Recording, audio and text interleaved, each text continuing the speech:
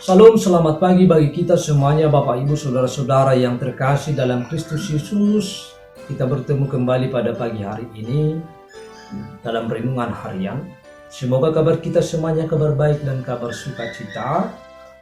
Dan firman Tuhan yang menyapa kita diambil dari kitab Roma pasal 10 ayat 21. Tetapi tentang Israel ia berkata, sepanjang hari aku telah mengulurkan tanganku kepada bangsa yang tidak taat dan yang membantah. Demikian jauh pembacaan firman Tuhan. Saudara-saudara yang terkasih dalam Kristus Yesus, bahwa bangsa Israel dikenal dengan bangsa yang tegar tengkuk. Bangsa Israel dikenal dengan bangsa yang keras kepala dan tidak mudah percaya. Walaupun bahwa mereka telah mendengar firman Tuhan, belum tentu bahwa mereka merespon dengan positif. Demikian juga dengan pembacaan firman ini atau pemberitaan keselamatan yang disampaikan oleh para rasul dan oleh Yesus sendiri tentang keselamatan di dalam Yesus. Bahkan orang Israel menolak Mesias yang sebenarnya sudah lama dinanti-nantikan oleh bangsa Israel. Maka Allah beralih kepada bangsa-bangsa lain. Allah memperdengarkan berita keselamatan itu kepada bangsa-bangsa lain di luar bangsa Israel. Walaupun bahwa Allah tetap mengasihi bangsa Israel sebagai bangsa pilihannya, tetapi bangsa lain yang ada di seluruh dunia ini adalah mendengar dan merespon dengan iman dan menerima anugerah keselamatan.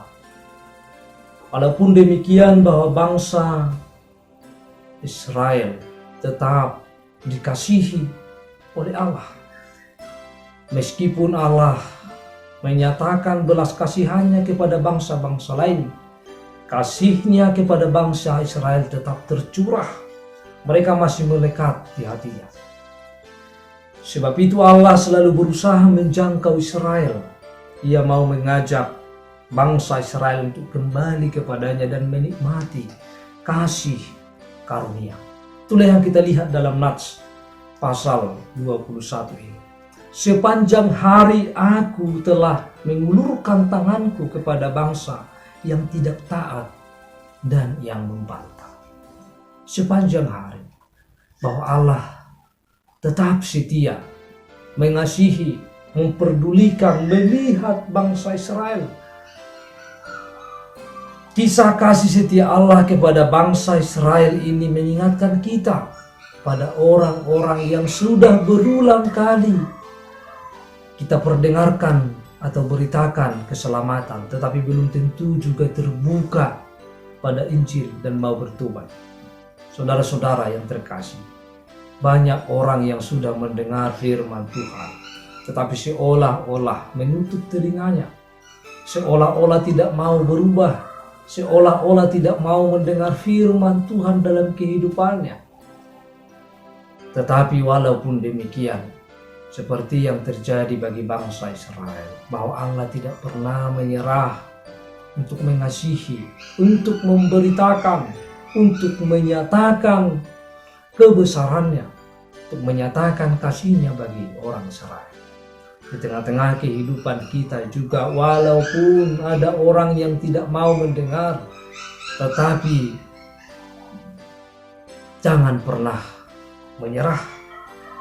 Allah masih memakai kita untuk berbicara kepada orang-orang yang mengeraskan hati dan menutup diri terhadap keselamatan oleh Yesus Kristus. Saudara-saudara yang terkasih, bahwa Roh Allah terus bekerja. Jadilah seperti pendahulu kita, seperti Rasul Paulus. Sekalipun bahwa dia harus menderita karena pemberitaan Injil, tetapi dia tidak pernah menyerah untuk memberitakan kebenaran.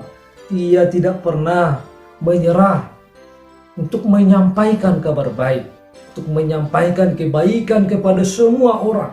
yang ada di tengah-tengah dunia ini.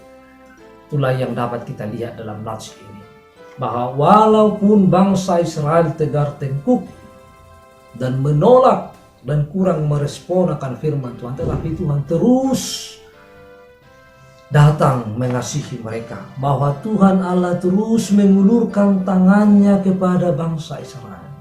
Demikian juga yang harus kita lakukan, yang harus kita teladani.